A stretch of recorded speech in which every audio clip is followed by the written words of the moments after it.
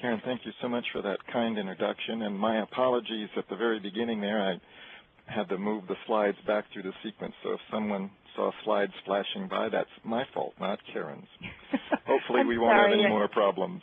I should have warned you so that it doesn't automatically go back to the beginning. It only goes one way, apparently. So we'll get started, and as Karen indicated, there'll be specific times for questions throughout, and I really invite those because I know that there's a broad range of people and experiences and backgrounds. Let's go over a little bit about what we're going to talk about. First, very brief sort of history. I want to particularly call out the very important and continuing role of the Park Service in this important area. I want to talk a little bit, very briefly, about the idea of scale. Scale is a very important concept and has some real interesting complications as far as technology is concerned. I want to talk a little bit about the interrelatedness of these approaches. Oftentimes these things are individual silos. I want to talk about what happens when you start to connect them together. We'll look at the various approaches, give you a little bit of information about how they work. We'll give you sources of additional information, and then, as we say, we'll take some questions. So what won't we be talking about in that fairly complicated list? We're not going to talk very much at all about GIS. That's going to be covered as our geophysics in a very specific set of lectures later on, so don't need to duplicate that. Having said that, though, it should be clear to everyone who's working in this area or might be taking advantage of products from people who are working in this area that GIS generally serves sort of as a technology glue. Essentially, our information, the spatial information that we're going to be talking about, is from some place. There's awareness to things. And so essentially, as we put these things together, and usually a GIS is a vehicle to do that, we sort of begin to make a cable of information rather than individual threads of information. So I think that's an important idea. What we'll be looking at, we're going to be talking briefly about some of the new developments in satellite multispectral systems. We'll talk about aircraft, a variety of different techniques that are operating in the aircraft area, also in terms of global positioning systems, terrestrial laser scanning, and a related set of technologies, and terrestrial photogrammetry. So a lot of things. Realize that there are probably people out there very knowledgeable about many of these. On the other hand, we may have people who have had no experience. So I'm going to try and stay at about 30,000 feet and give you sort of a sense of things. That's why I've got lots of places for questions. For those of you with some details, please feel free. For those of you who, I've left you confused about a particular term or topic, don't hesitate to stop and ask me when those question sections come up. Okay. When we look at these, it's important also to recognize that these sort of operations also have a scale component. So, for example, satellite systems typically operate on information that's appropriate at the landscape or perhaps the site scale. Photogrammetry or GPS, perhaps it's structures or features. And then laser scanning and photogrammetry, perhaps structures, perhaps features, perhaps objects. And so one of the kind of problems is we'll get different technologies applied to different areas, and people end up talking past each other because the landscape specialist is using one technology and the object specialist another. Sort of want to try and bridge those so you can see how these things might fit together, because ultimately it all comes together as one thing. Another thing to think about is when we look at scale, we know the consequences of controlling time in archaeology. If there's one thing, it's radiocarbon and dendrochronology and all the other methods allowing us to control time. But we also have space, and there's a lot of different phenomena that occur.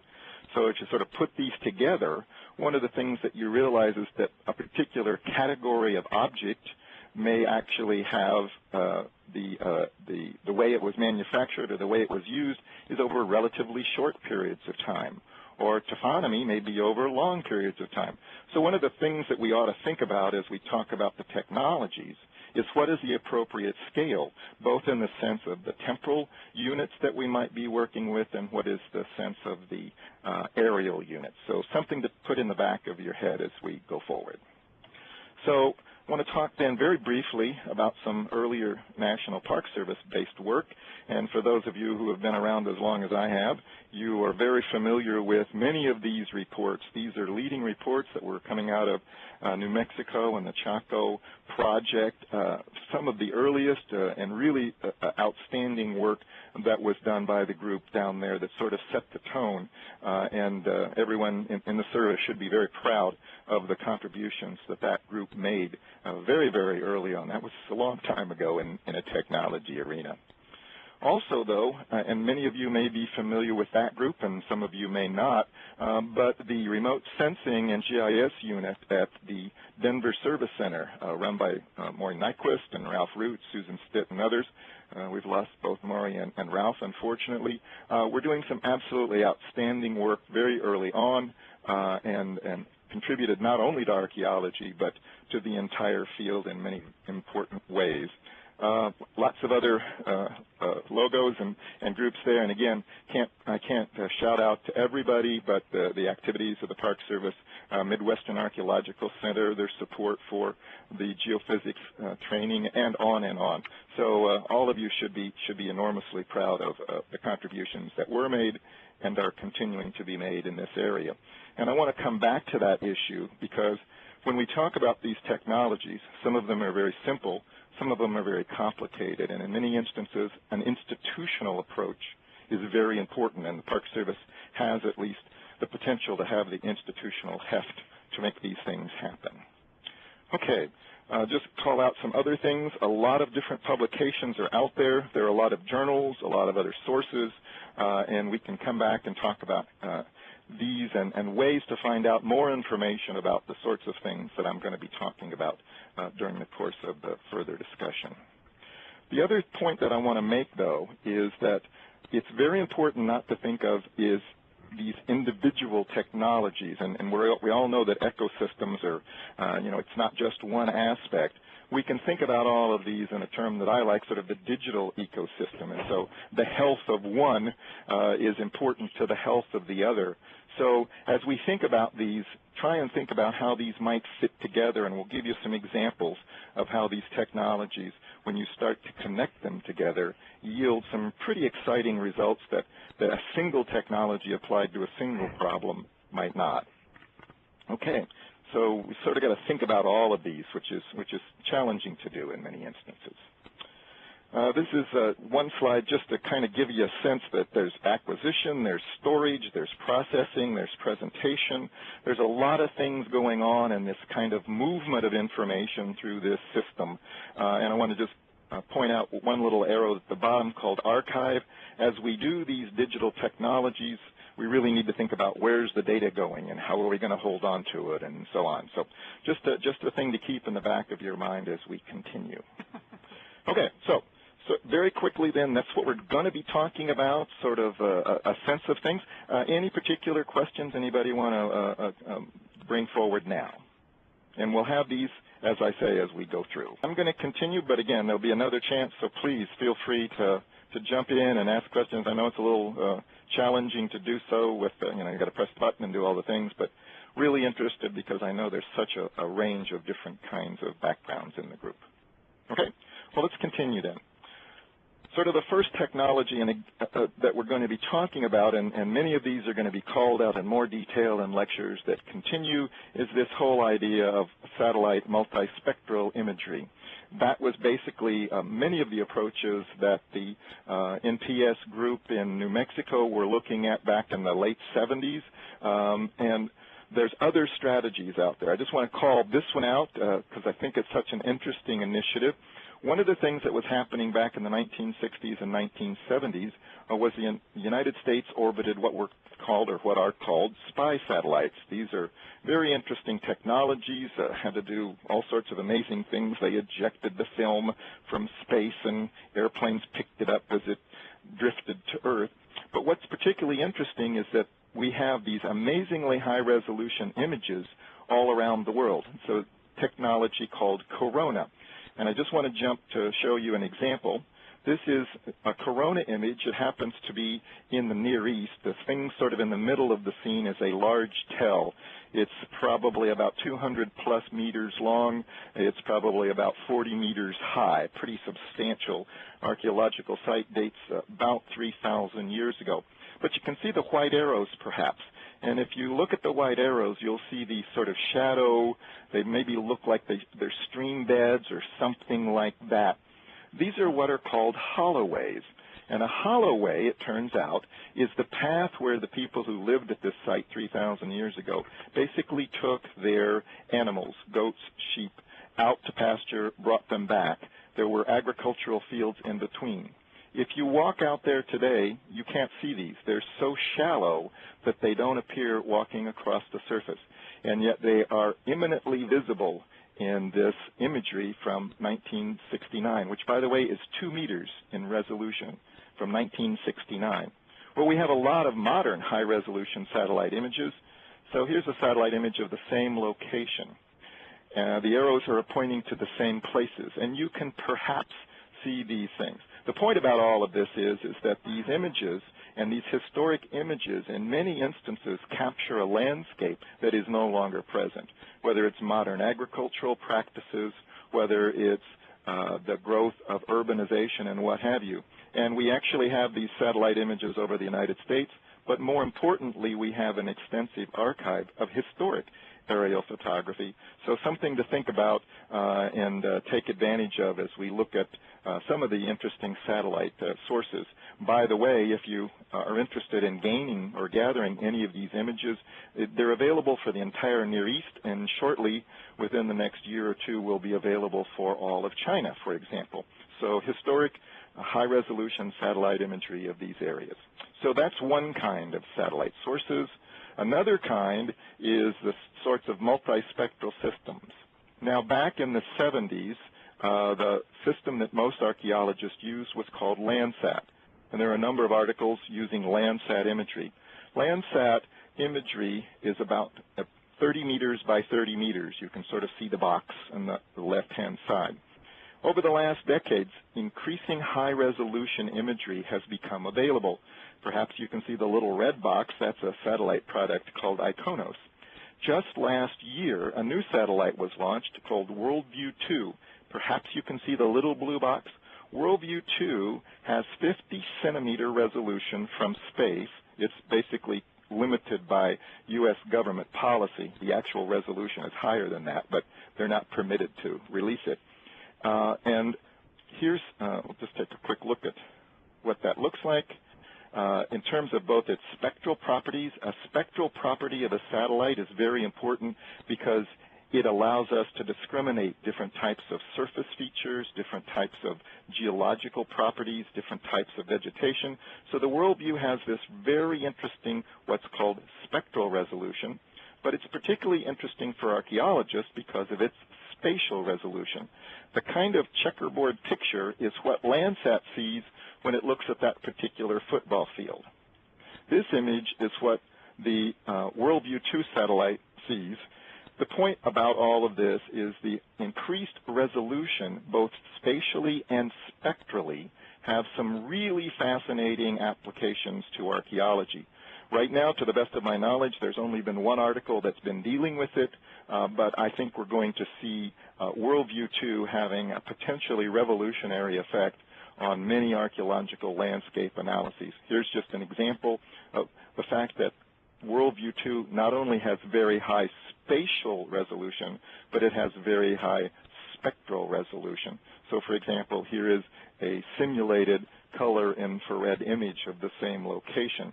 So we're getting to the point now from satellite sources that we have resolutions that have consequences for a lot of archaeological phenomenon. Landsat was probably not both spectrally and spatially adequate for the sorts of things that archaeologists would like to see happen. So just wanted to call that out, alert you to the fact that it's out there and a really exciting new development in the spatial arena. Any questions about, there's many other things I could be talking about, but just to give you a hint of some of these things. Any questions about Worldview 2 or any of these other related issues?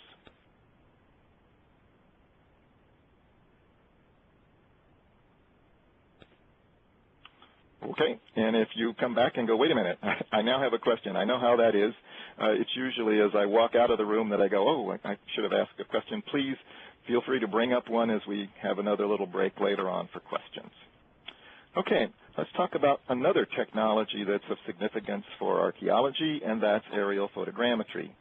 This is a technique that's been around for nearly 100 years. It essentially involves an aircraft, usually in the past with a very high quality aerial camera, flies along a very regular path, taking a set of photographs that overlap in both the direction of the aircraft and also each other, so that there's basically this combination of images that are essentially stereo images that are taken from the aircraft. Then in the past, at least, the analyst took different images, found different features in different images. You basically connect these together. You click on various things. You show how these are related. You connect these to what are called ground control points. And then today, that information is taken, and what happens is a three-dimensional stereo representation of the ground is created. This is stereo photography has been important and significant in archaeology, but it's undergone really extraordinary developments within about the last decade, in particular as computer techniques have been applied. So there's some interesting things here. This is an aerial photograph of Cusco in Peru, taken in 1970, processed using modern technology. So you see the elevation data, the information that can be extracted. I might mention, as an aside, around the world there are archives of aerial photography. And in many instances, the aerial photographs will be there, but there won't be any technical information about how the actual image was acquired, what the cameras were, those sorts of things. There is an interesting field, and we have some folks here that sort of specialize in it. If you look at a true aerial photograph, you'll see around the perimeter little symbols, little characteristics that are part of the aerial photograph. And it turns out that every aerial camera of 40 years ago or 50 years ago had very specific features. And so we can actually figure out which camera.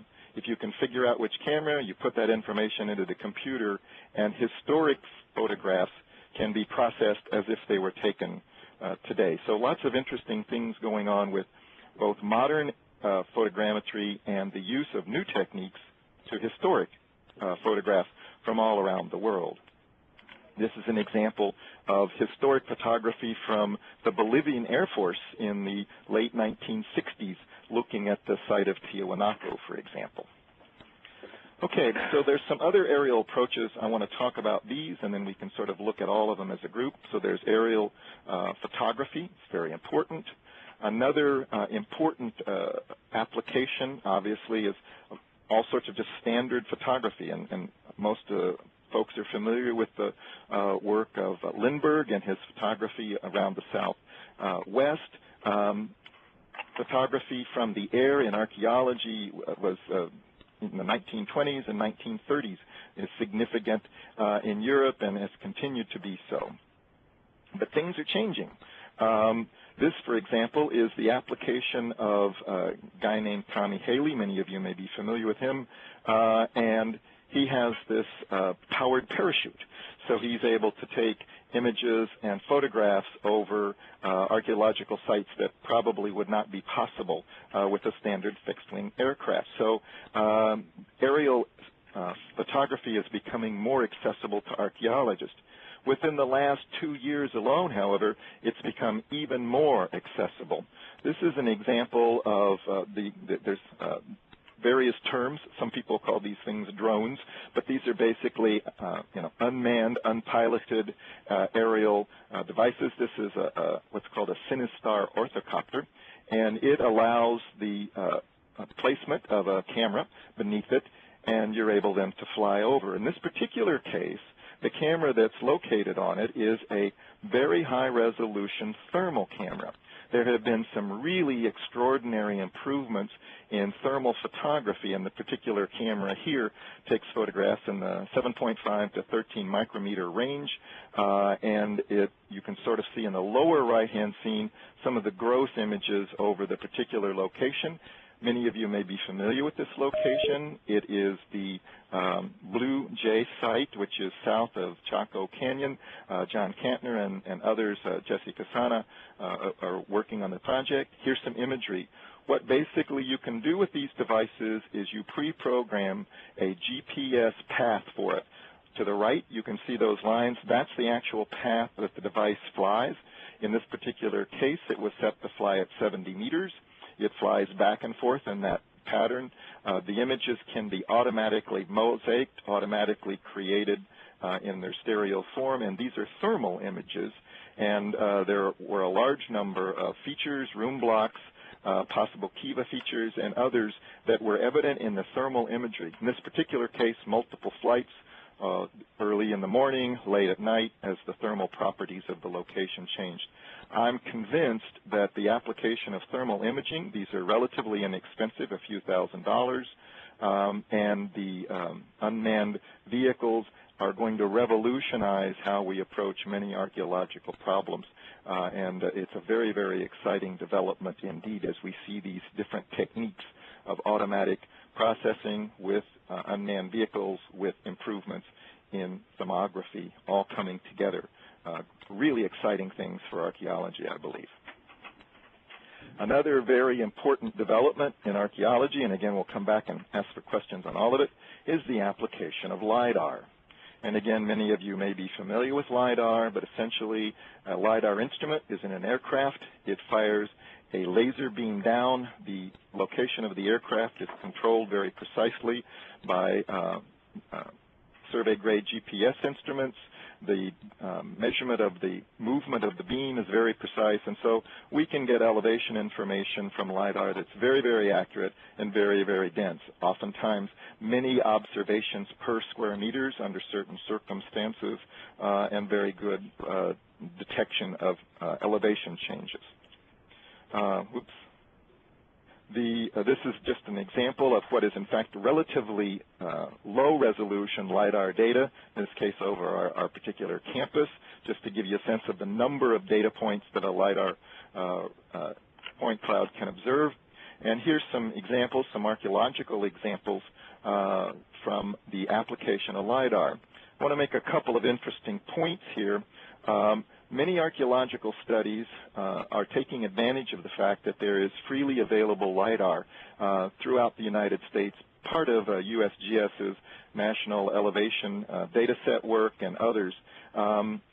Great stuff, but many times the archaeological signals are removed in the processing of LiDAR for other purposes.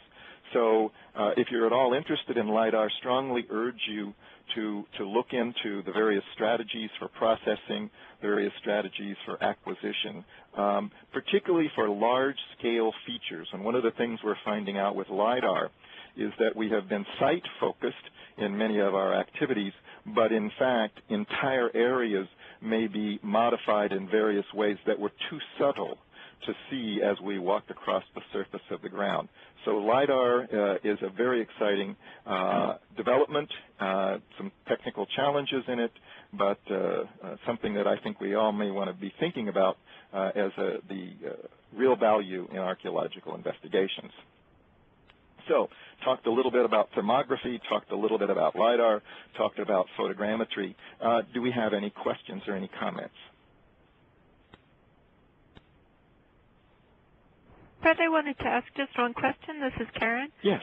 How prevalent is the use of drones these days for archaeology? Is this something that people are adopting more and more? Yes and no. There's a couple of technical challenges. First of all, there's a little challenge in trying to figure out how to fly them, and they do have this tendency to crash, and there are all those sorts of things that are associated. They're not inexpensive. They're, a very high quality, pretty robust drone can be purchased under perhaps $10,000 and some smaller ones for less than that. The real limitation that we're facing right now is restrictions placed by the Federal Aviation Agency on the flying of drones. So you can fly it if you're an amateur and you're not doing anything professionally, but if you have a job, quote unquote, you actually have to contact the FAA. The person flying it has to meet certain requirements and so on. So there's discussions underway about how will that be required? What are the circumstances going forward? But right now, the primary limitations, frankly, are more administratively than they are technically at this point. It'll be interesting to see if NSF will spring for drones. It's a good question. Thank you. You bet. And we always call them UAVs. Drones seems to bring a lot of baggage with it. But anyway, so the next thing that we're going to talk about is high-resolution GNSS, GPS. I imagine probably most of the folks in the field there are worked or have worked with GPS devices. A lot of activity out there. I want to talk about some current really fascinating and exciting things that are happening in this arena that will change, I think, dramatically for many people how this is applied in archaeology. Most of us are familiar with what are called generally mapping grade. These are what are referred to as single-channel receivers. They use a technology called code-based, and they routinely produce location information that's quality of 5 meters or less, sometimes 3 meters. They work quickly. They record a lot of data in their data dictionaries and so on and so forth. It is possible to post-process a lot of this data, get down to 10 to 20, perhaps 30 centimeter accuracies. For many archaeological purposes, particularly if it's just sort of trying to locate a site, those are more than adequate. But there's some really interesting other things going on. There's technology, which is essentially called RTK, is one of the terms that's used, which uses basically dual carrier systems. They're a little more expensive, but these actually allow, in basically once the thing gets initialized and as long as it continues to track satellites, you can get accuracies easily under 5 centimeters, and you can get those within a few seconds. So you can literally walk around with the device mapping the location of objects plus or minus a few centimeters with these devices. So particularly in larger areas where perhaps transit-based systems aren't effective, and in other circumstances, those are particularly of value. But lots of other things are happening. We're getting lots more satellites. We've got multiple satellites from multiple nations. That changes how this works. We have now new networks that are out there that allow us to do real-time work, reducing the complications and the technical demands that we have. There's a new technology called precise point positioning. Again, I won't go into any of these in any particular detail unless there's questions, but the result of all of this, along with what's happening, is we're going to see much higher locational precision of the GPS information, much more rapid acquisition times, and a much simpler system for individuals to use. And this is going to be true within the next couple, 2 or 3 years. We'll see new next-generation systems that have extraordinarily superior performance compared to even just a few years ago. So look to that area as an exciting one. We're also going to see technologies that take advantage of simple smartphones, particularly in areas in which there is cellular service. Smartphones are providing some very high quality, very inexpensive GPS data. Obviously it doesn't work in the middle of nowhere, but for a lot of locations it will work very effectively and may even be better in urban locations. Some of the studies are indicating than traditional, robust, field-grade GPS systems. So a lot of exciting things happening in the GPS, actually GNSS arena that are going to affect archaeology in the next few years. Another development that's taking place in archaeology that's very, very significant is terrestrial photogrammetry. We've spoken about aerial photogrammetry. Well, essentially terrestrial photogrammetry, and here you see terrestrial photogrammetry in action. Someone, Katie Simon, some of you may know Katie, actually working at the site of El Satz, taking with a high quality but not a metric camera, multiple images, multiple overlapping images of a particular, in this case, stucco feature inside the pyramid. So essentially the process of terrestrial photogrammetry about 15 years ago required multi-$1,000 metric cameras, very careful measurement, a lot of things like that. A few years ago, it improved to the point where you can literally walk around, in this case a building, with a reasonably high quality, typically fixed focal length camera, a nice digital SLR, for example, is typically pretty adequate to that sort of thing. So you'd walk around, take these pictures, and then in the old days, 2 years ago, you would then bring up one photograph and another photograph, and you'd say, this point is that point, this point is that point. And you do that a few times, and then the software could, in fact, figure out the location of the cameras, figure out the properties of the cameras, what we used to call exterior and interior orientations, a lot of things that used to be very, very hard. It basically was done more or less automatically. So once that was done, then you went through the software, and the software started putting together the three-dimensional object. And again, I'm talking about, let's say, 2.5 years ago, just ancient history. A technology that you see here was in place. The problem, however, was that you had to go through lots of pictures and say, this point in that picture is that point in this picture. These are a few of hundreds of photographs of a stone wall in Peru, Sacsayhuama. Trying to figure out which point in which photograph was which point in which photograph was, as you might imagine, a really difficult challenge. About 2 years ago, a couple or three different companies basically developed automated systems that allowed them to basically, you dump your photograph into a file, you click figure it out, and it goes through and figures out the overlapping images, the relationships between the images, and so on and so forth. So I want to show you a photograph that's produced by that process. Once I got it all put together, I realized, however, that the image has human skeletal remains in it. So I just want to give everyone a heads up. If someone wants to turn away, it'll only be on the screen for a short period of time. It is from a site in Italy. It is a Roman excavation, but nevertheless, I realize that there may be people who are sensitive. So I'm going to go on to that image right now. Okay? So the image, basically, what we're seeing is essentially here's an excavation underway. A person walked around each of the little blue squares. They took a picture, click, click, click, click, click, click, click.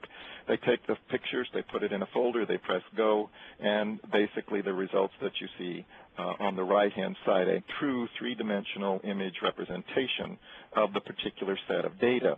So that kind of technology is increasingly available. It's not quite as simple as I just made it out to be. There are some interesting complications and challenges. So one of the things that we're doing here at our center is helping people understand what we call workflows, which are what are the steps, what are the procedures. There's a website that you can see on the screen, and I'll also provide that through Karen to others. This is freely available resources that talk about how this process works. So this is basically software that's relatively inexpensive with cameras that are relatively inexpensive, an enormous potential for archaeological documentation, analysis, and report production coming out of terrestrial photogrammetry. Any questions up to this point on this?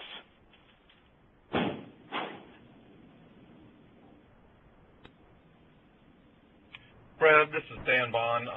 So is there a specific, you can use basically any type of digital camera to put that together.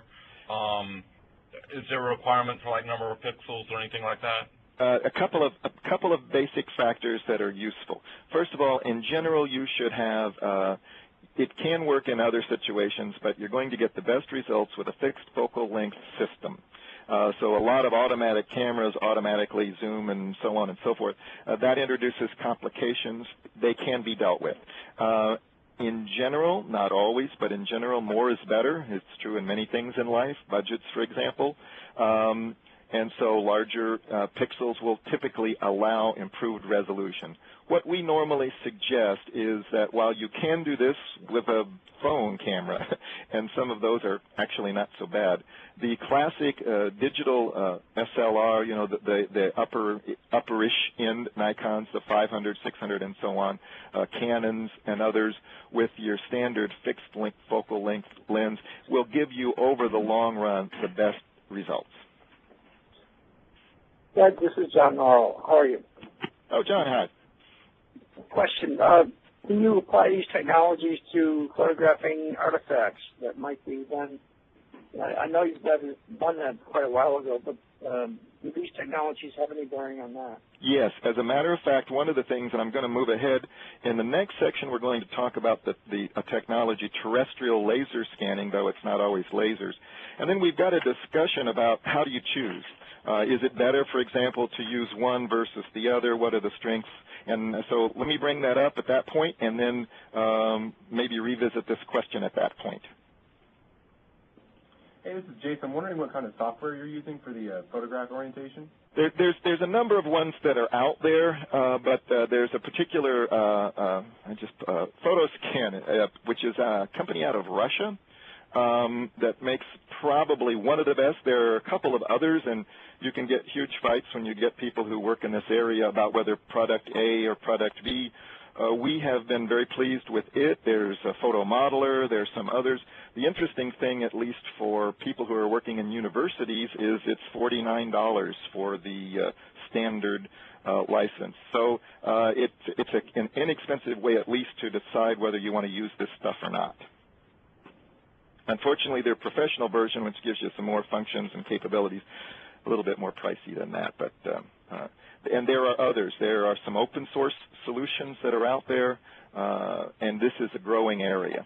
There's actually some free software on the web.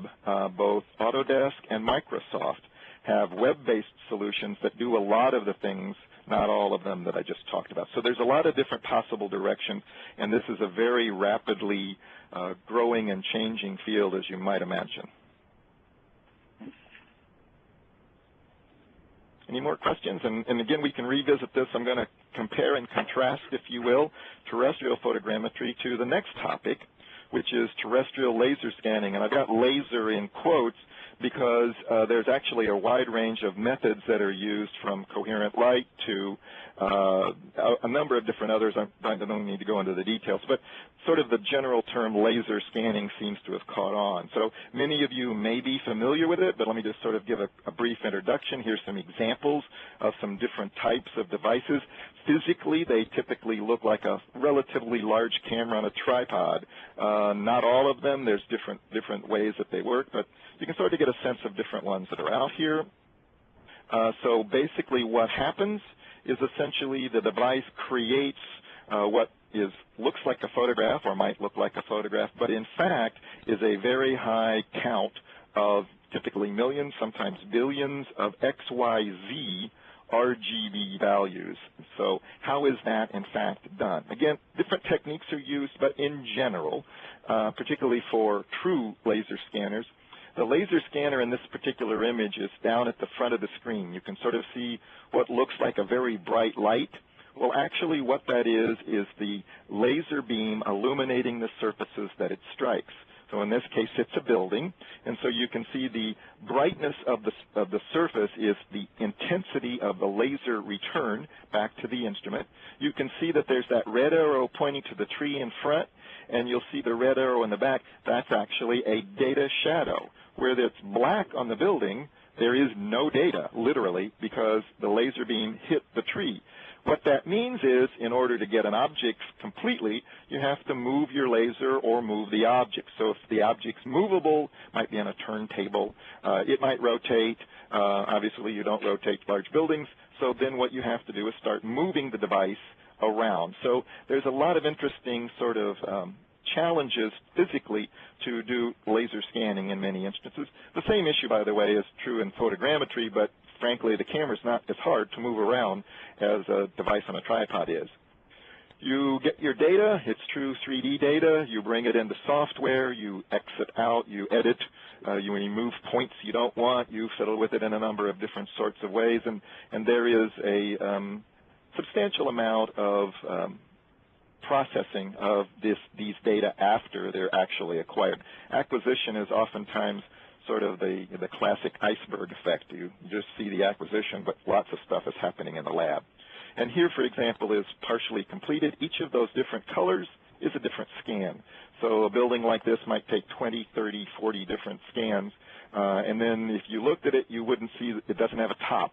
So if you need to get the top, you got to get up high and so on. So there's just sort of management issues, if you will, for laser or for photogrammetry for that matter. there's all sorts of different densities, and I want to call this out at this particular point.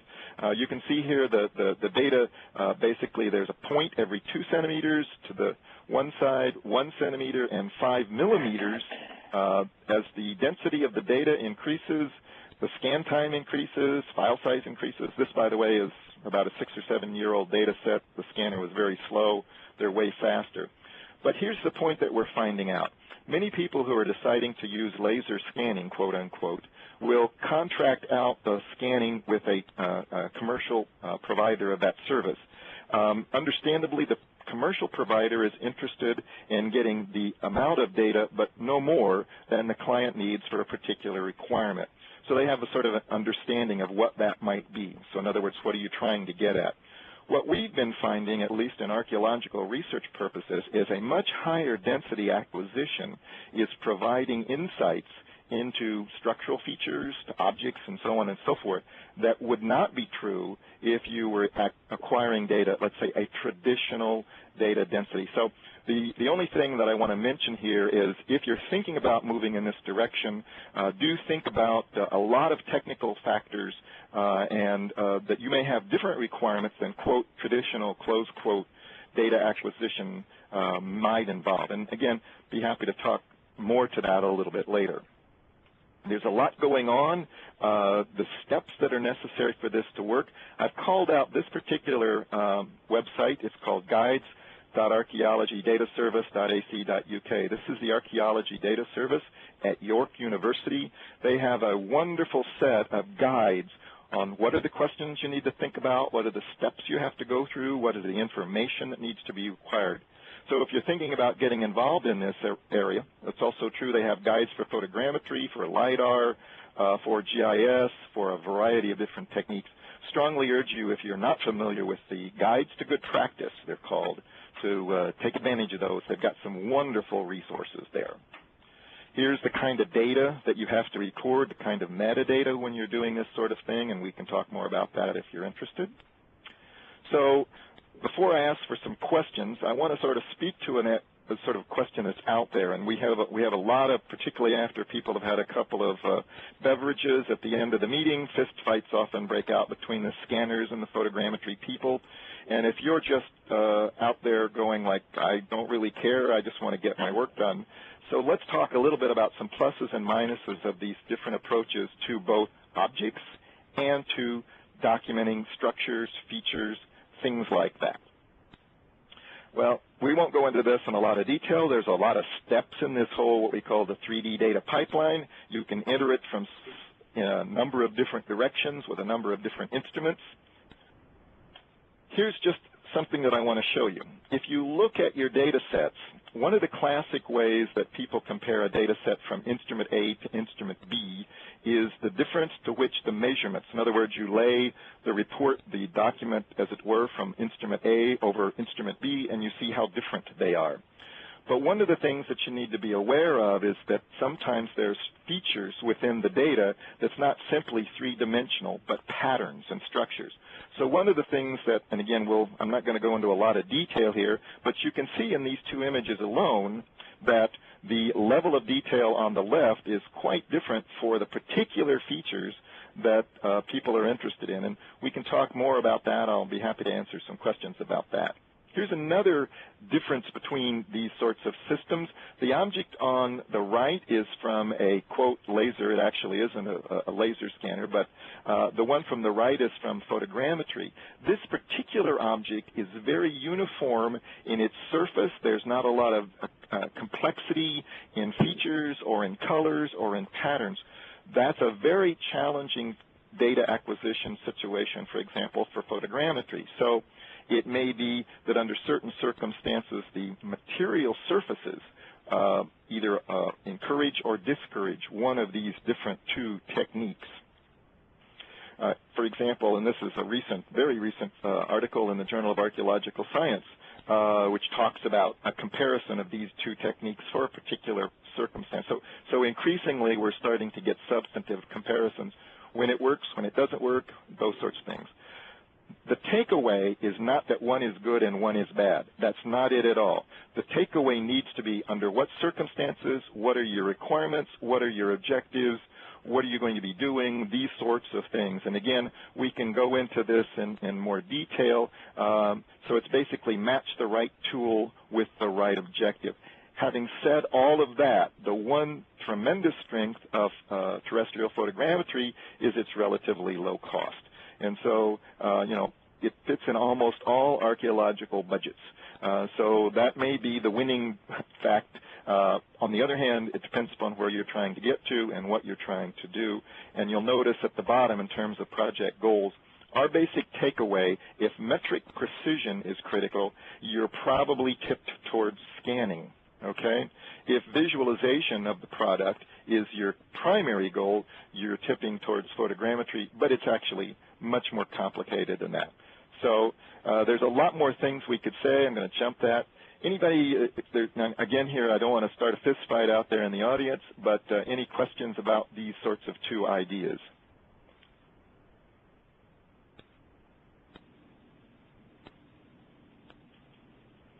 Okay, if some come back, we can visit those a little bit later. I keep talking about trying to figure out how this works is very important. Over the last few years, we've been funded by the National Science Foundation from a number of different sources, but particularly to create resources that archaeologists, and for that matter anyone working with these sorts of tools can use. I want to call out this website. There's lots of workflows.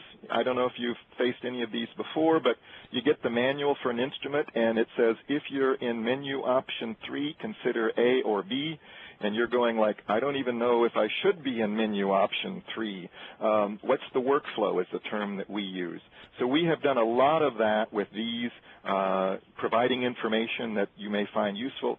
Encourage you, this is all obviously free, take advantage of it. Go to the website, you can download these sorts of things. Another new NSF-funded initiative, the National Science Foundation has identified that access to these tools is a critical constraint to a lot of folks. So basically the SPARC project will make available to archaeological research projects instruments, people, processing, and a variety of other assets at no cost to the project.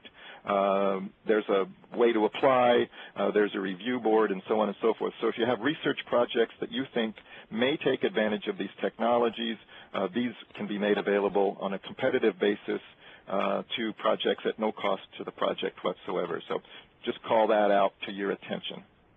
Okay, now this is all great. We're recording things, but why? What are the purposes? Most of the recording techniques that I've just talked about, particularly laser scanning and photogrammetry, a lot of people think of those as documentation requirements. We need to document it for heritage preservation purposes and so on. Perfectly good, absolutely significant, but one of the things I want to mention in the next little section are talking about some different analytical techniques. Once a particular object or a site is digitally represented at a high level of resolution, there's a lot of new sorts of analytical operations that can be performed. There's new measurements of both manufacturing properties, stylistic characteristics, and a variety of others that are possible. In other words, we're looking at the digital representation of the object as opposed to the actual object. And interestingly enough, there are some measurements you can take on the digital representation of an object you can't take on the physical. Now, obviously, not always true, but some interesting opportunities. This is an interesting set of slides, I believe. This obviously is a Greek urn, but here's our classic representation of the object. Now, what we're doing is we're going to walk through, we're going to remove what we refer to in the field as texture, basically the color, and we're going to look at the three-dimensional characteristics. So what you're looking at here is not the application of color, but actual changes in the surface of the vessel. This is a technique where you do a high-resolution scan, and then you simulate a raking light. And so you can see that the lion in this particular instance is not simply a color that's applied, but there's actually been incising of the surface of the object. There are ways to bring this out, a variety of different manipulations of the data that allow us to see it. There's another interesting little project. Again, these are European. Greek amphora, it turns out, are manufactured in amphora factories. Who knew? And in order to keep track of things, they would stamp the amphora with a little wooden stamp as they came across. Well, as you might imagine, the stamp wears down. And so by doing high-resolution laser scans of the heights of the letters in the stamps from the same factory, one can actually determine the sequence of manufacture of amphora that are found all over the Mediterranean. And one can see other similar sorts of possible things that you could do with measurements of manufacturing and use through the comparison of these high-resolution three-dimensional data sets. Another example here is the applying of various techniques. We're looking at some rock art motifs using automated vision techniques to actually pull out the various features, the characteristics, looking at where the edges are the sharpest, where the relief is the most. Imagine, if you will, sort of applying a GIS analysis to this three-dimensional data set. Here's some other examples using 3D data to find features that are very difficult to see visually. It's another example. Here's one, for example, where we're actually able to pull out fingerprint and fabric imprints from ceramic objects. These happen to be from Egypt in this particular case.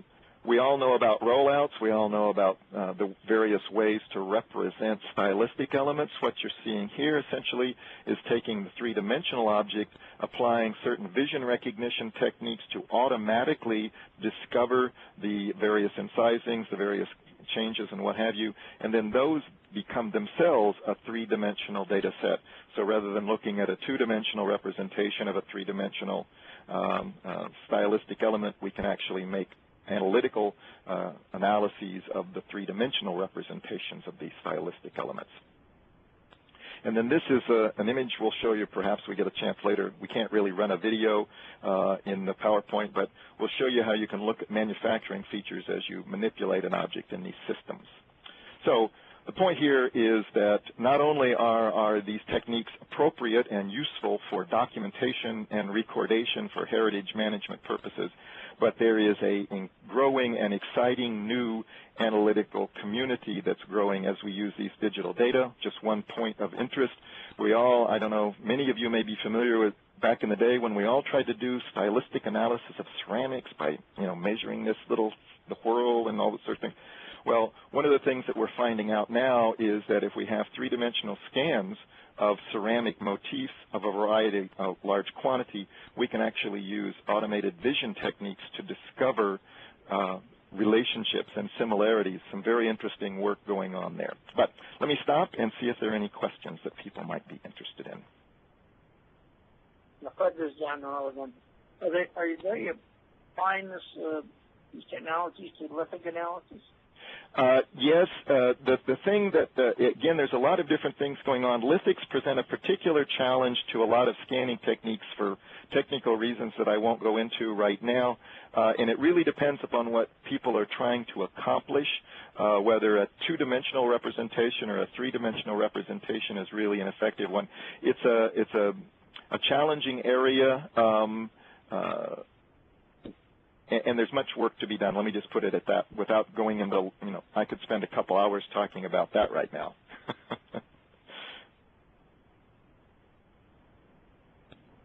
Any other questions about photogrammetry versus laser scanning, some of the analytical possibilities that are available to us, those sorts of things? Again, I'm going through this, a lot of things here, sort of maybe drinking from a fire hose kind of a feeling about things, but what I'm trying to do, at least, is to give you sort of a sense of this range of things that are out there, and we're going to start looking at, so what happens when you start putting these together? What new synergies come as we apply these new techniques to existing archaeological projects? Well, let me move ahead, and again, more time for questions later. So it's all really interesting to look at these individual sorts of projects, of technologies. Let's look at their application to some specific problems in archaeology and just a sense of sort of some of the areas that we've been working in. many of you may be familiar with Katie Simon. I just wanted to pull these out. The last few months, she's been actively engaged in a variety of efforts, mostly in the southwestern parks, for example. So some of you there may be familiar with her work, and I'm not going to talk about these projects. I'm going to talk about this particular one, rock art, at Chaco Canyon. This is a project that we carried out with the staff at the park, but with Rex Weeks. Many of you may know Rex is very involved in the analysis of rock art, and as many of you I'm sure may be familiar, and there may be folks here from Chaco Canyon, so shout out if you are. There's a massive number of rock art panels between Pueblo Benito and Chetroquero. And one of the things that we wanted to do was to take these rock art features and place them in what we refer to as a geodetic context. I'll explain why and what the consequences are, why we would want to do that in just a moment. But you can sort of see the area here. It's about 1 kilometer long. We basically approached it from a couple of different ways. We used a moderate high-resolution 3D scanner. This happens to be a Leica C10, and also taking survey-grade GPS at the centimeter level of resolution. So we're scanning the entire rock face. We're taking GPS recordings. Then we have another type of scanner that works at the micrometer level. This is a Boschmann. You have to say it like that. They're German. And it actually is able to measure very fine details in 3 dimensions. So the idea essentially then is to take the entire rock face, which is, you can manipulate it in a variety of ways. I'll just jump along that. And then take this rock face, which is at moderate resolution, with this particular panel, which is at very high sub-millimeter levels of resolution, and connect them together. So we're pasting the high-resolution data, which is at about a 0.1 millimeter resolution, into the mid-range data, which is about a 7 millimeter. So we've got these levels of resolution, the entire rock face at about 5 centimeters, areas around the panel at about 7 millimeters, the panel itself at 0.1 millimeters, but they're all merged together in a single data set. But what's particularly relevant about that, and so you can see here a piece of one of the panels, all of this then is placed in what we refer to as geodetic space. In other words, this panel is not floating. It's actually locked down to a particular location on the surface of the Earth. What that means is, using appropriate software, you can illuminate this panel. What was the illumination of the panel in the morning of November 1100? What was the illumination of the panel at midday, and so on and so forth? And one of the things, as Dr. Weeks has pointed out, I'm sure many of you know, is that much of the rock art was actually designed to, as it were, tell different stories, to provide different narratives, as it was illuminated in different seasons of the year, at different times of the day, and so on. So I'm just going to walk through very quickly what this same panel looks like at different times of the year and different times of day. So the point being that it's by taking these multiple data sets from multiple instrument sources, merging them together, locking them down in geodetic space, that we can then look at the way in which the rock art narrative may alter or change as seasons change, as time changes, and so on. So again, a lot more we could talk about this, but the point being that we can move from a very measurement-oriented type analysis to essentially a very narrative story type understanding of information. I think it's a very exciting project myself, and Dr. Weeks has done some very, very interesting work with it. Okay, any questions about that particular project?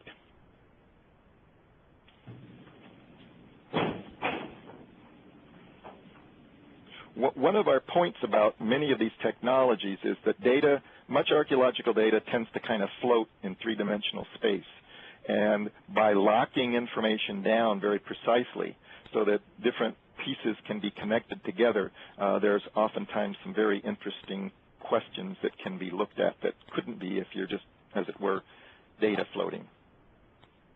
Well, let me quickly continue on to another project. I'm happy to, come back to this one. Here's a slightly different one. This takes place in the Midwestern United States. This is a website, you're welcome to go to it, where we basically did high-resolution scans, in this case, of about 500 ceramic vessels, lithic objects, and so on and so forth. These are made available to people. You can go to this website, download these in high resolution, low resolution, a variety of different techniques. There's 3D viewers. I'm just going to jump through these. This is a video I'll show you at the end. Hopefully we'll be able to get a chance at it. But basically, with using free viewers, you can actually download three-dimensional representations of the objects. You can measure things. You can do analysis of styles and so on and so forth. But part of it, and again, this is where we're trying to hook things together. So we have these three-dimensional objects. We've got them in their in the computer storage. You can look at them. But we're also trying to figure out how to link these to other things. So we have how do we cite a digital object? So, for example, we're using a technique, and many of you may be familiar with Zotero. It's a free bibliographic software. If you go to our website and you have Zotero, you can click on a little icon when you can look at this particular three-dimensional object. You click on it, and once you click on that, it actually then documents, it cites that digital object. So if you're trying to conduct an analysis, if you're looking at things, the systems, by merging these different technologies together, allow someone to cite, as it were, to make part of an analysis a particular digital representation.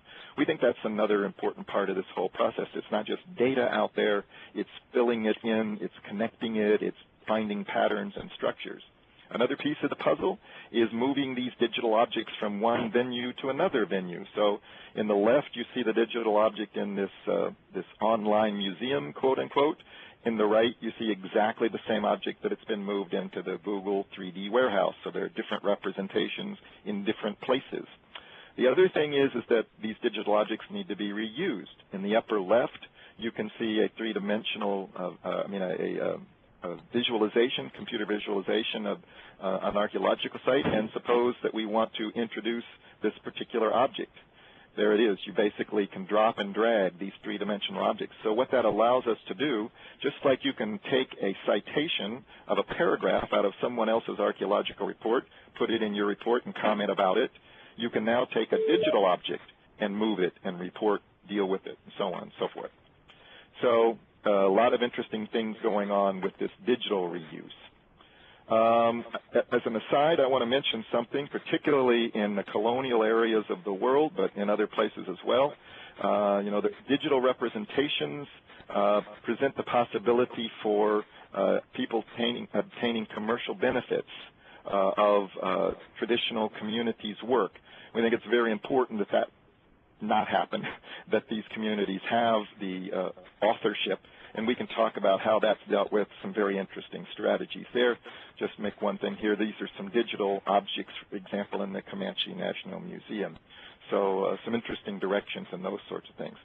Lots of people to acknowledge. The work that you see here is the result of many different people working in many different places, because my idea was to show you sort of how these techniques work and what some of their characteristics are. So I'm happy now to take questions more broadly, or any comments that folks would like to make. We've got a few videos if you want to see them a little bit later of some of the things actually working. But let me see if there are any questions first.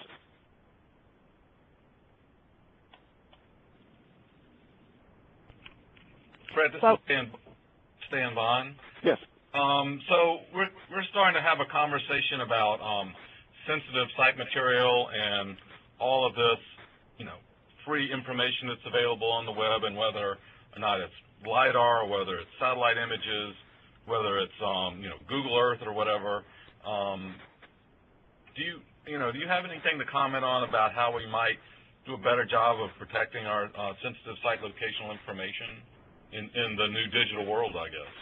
Well, there's a couple of issues, and these are very complicated ones, and we certainly don't even begin to have enough time to go into all of the legal, moral, philosophical sorts of questions. In general, however, in U.S. law, aerial representations of the surface of the Earth, the sort of classic sense that you do not expect to have a right of privacy from aircraft and things like that. So it's almost impossible, if not impossible. There's a famous court case with Barbara Streisand, to limit the distribution of photographs taken from the air of pretty much anything, unless it's a federal, issue, a critical secure location.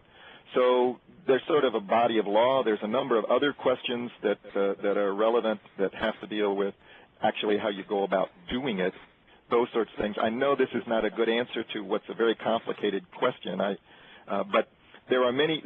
What you have to do, I think, is sort of approach it from a triangulation point of view. What can the technology possibly do? What are the various legal both constraints and opportunities, and then what are the various positions that we have philosophically, morally, or responsibilities to other communities, and hope somewhere in the middle of that triangle is a solution that at least is a viable one. I do think that, and maybe this is a related question, particularly as we image at high resolutions particular objects. Let's take, for example, the ceramic vessels that you saw in the previous case. We make those digital representations available under what's called a Creative Commons 3 license, which means that scholars and others may utilize it, use it, so on and so forth. They have to quote those sorts of things. But the license specifically restricts commercial reuse. If there is an interest in commercial reuse of that particular data, then the parties of interest don't go through us. They go to the Quapaw tribe, and the Quapaw can either decide that they want them to do it or don't, or ask for a fee or don't, or whatever. We have a similar relationship. We have a variety of digital data from Machu Picchu. And it's under a similar circumstance. And we've had this happen. Somebody comes and says, we want to use Machu Picchu in a game. We go, fine, talk to the Peruvian authorities. And if they want a fee, it's basically up to them. So our logic in this process is if there is commercial value to be gained, that the traditional or indigenous community should benefit. Now, that gets into more complicated moral issues about, well, wait a minute, somebody got tenure. It's a complicated set of questions, and again, far beyond our ability to talk about right now. But at a minimum, if there is financial value to be gained, we believe that traditional or indigenous communities should receive that value. Okay, thanks. I may be coming back to you at some point to have a longer conversation in this area. Happy to do so, and there are many people giving serious thought to this issue. It's an important one. Okay, great. Thanks. This is John. In the division that we were once part of, they do a lot of laser scanning, and so does another private company, SPARC, I believe. And the issues arise that what they call scan and can. That is, you scan it and then you move on and you leave a point cloud behind. And that some people argue that really is not a very long-term solution to preserving the architectural details of whatever they're scanning. Any comment on that? There's a couple, 2 or 3 things that I think are important. There is no single scan of anything. A scan, a product, whether it's a building or an object, is the result of, in almost every case, multiple scans. There's a process of fitting those scans together. It's a complicated process. I won't bore you with the details. Certain pieces of data get left. Certain pieces of data get kept. You may decimate the data. There's a lot of things that happen in this process. And so the output, as it were, the single result, may be structured and appropriate for a particular objective and goal, but there's a whole bunch of things that may have happened from the beginning through the end. Our recommendations to pretty much anybody, and by the way, this is also true about LiDAR from aircraft, is it's probably not prudent to just get the final product as delivered by somebody to you, but you probably want the original raw work product so that at some point you have the ability to go back and go, oh my gosh, we didn't realize. And so that raises its own challenges. There's problems of space, there's problems of technology, and so on. But as a general rule, it is always prudent, I would argue, when it's at all feasible, not just simply to have the output product, And let me mention another thing when you talk about an output product. There are people in the loop that are figuring out, do I drop that vertex? Do I connect those 2 points together to make a closed, so on and so forth. So if those people aren't either documenting what they're doing or conversely doing things the way you thought they were doing them, but they weren't, then the final product, which may look wonderful, may not, in fact, be a valid, quote-unquote, representation of the original data. I'm not saying anybody's doing anything wrong, but there are many steps in these workflows. I would urge anyone who is trying to get data to make sure that they understand all those steps. Is something being lost that's important? Has to be? Is that okay? It's just not can we have some data, please, and you get some data.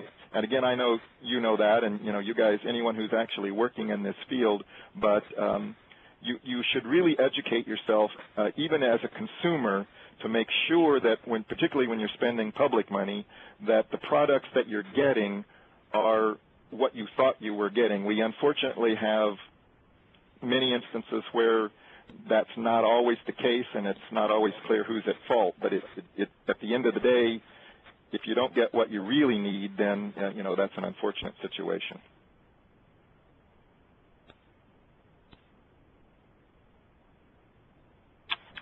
Hello? Yes. Yeah, I had a question about 3D viewers. I think you mentioned it toward the end of your presentation. Mm-hmm. I think we're looking at one right now. Maybe it's through PDF. I just wondered if you could expand on the current state of 3D viewers, maybe free 3D viewers. Mm-hmm. There's quite a few different sorts of options out there. We work with a variety of them, including 3D PDFs.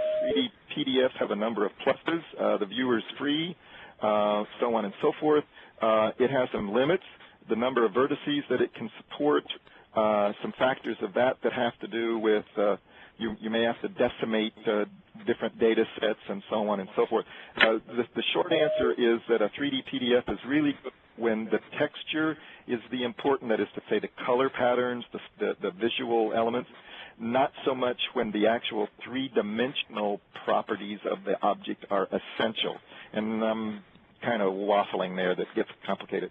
There are others that allow you to look at OBJs. OBJs are a data form that can retain very high resolution three-dimensional data.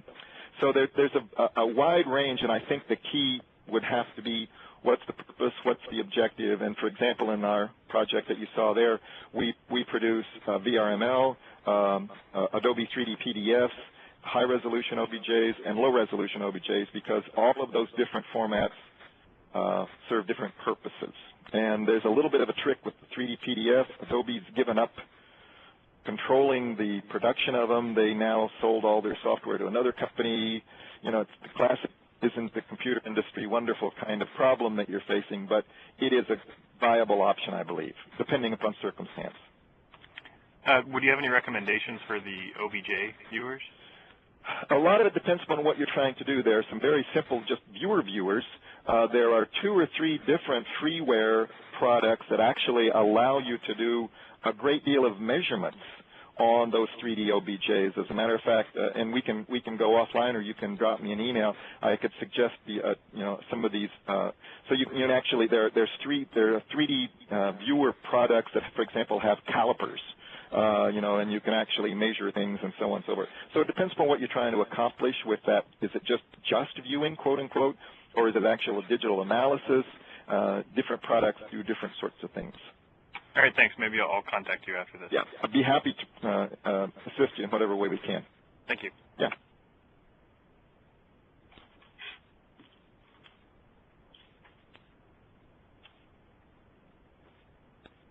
Do we have any other questions? You took the words out of my mouth, Fred. In the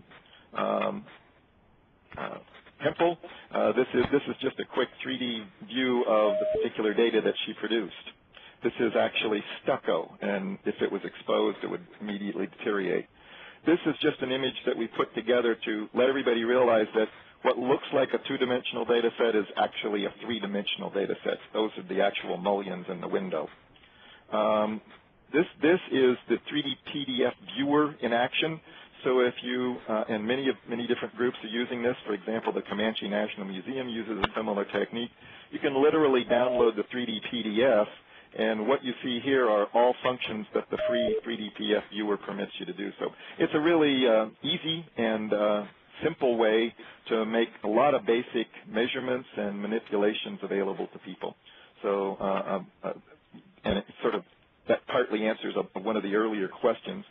Here we're just rotating another ceramic vessel, and the point here is as you remove the texture, you can see that you see a variety of different manufacturing and stylistic elements and features. And so what we're finding out is that removing texture can be very insightful into understanding manufacturing techniques and a variety of other things. So it's the same vessel, just literally removing the textures off. And I'm just bringing this one up. So what do you do with a lot of this 3D information? What you're looking at here, this is actually an online game. There's a software product called Unity that allows people to build very high-quality 3D games. You're just sort of seeing some screen capturing. So you can go onto the website and you can visit this historic town. There's nothing there, by the way. There's literally nothing there. And all of the things that you see are reconstructions based on the archaeological and historical analyses. And I apologize for the jerkiness. I'm not 14, and so I don't do video games as well as I should. But in any event, the point I'm making about this is that one of the interesting products of a lot of these 3D strategies is the public interpretation, the making archaeological materials present in their context. All the artifacts that you see in these sort of images are actually objects that were recovered, particularly like the ceramic vessels, the portable objects and stuff, from an archaeological site. So a little cheaper than actually building the entire town back up. So I'll let that run. I'll certainly entertain some other questions. Hi, this is Gail. Have you done any work with scanned artifacts and like cross-mending analyses? There is a lot of interest in that particular problem, I guess, if you will. We're actually working on a big project right now with a large European institution that shall be momentarily nameless, talking about putting together some of these things. It has interesting possibilities, but it is much more challenging. Refit is a very, very difficult thing to do in many instances. There are some cases, because of the shape and structure of the object, refits work very nicely. There are others in which it's very difficult. It's a major research direction for some people that are working in computer applications. So I think we're going to see improving tools. I guess the basic takeaway is under certain circumstances, it works very well. In other circumstances, it's enormously challenging and has been proven to be difficult, if not impossible. And as we speak, the landscape changes as new people develop new software tools. That may be a much more complicated question than answer than your question suggested. No, thank you. Yeah.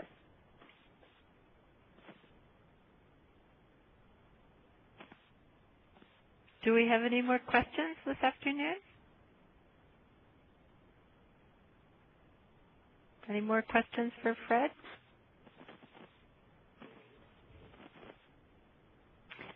Well, thank you very much for attending this webinar, and we look forward to seeing you on October 10th.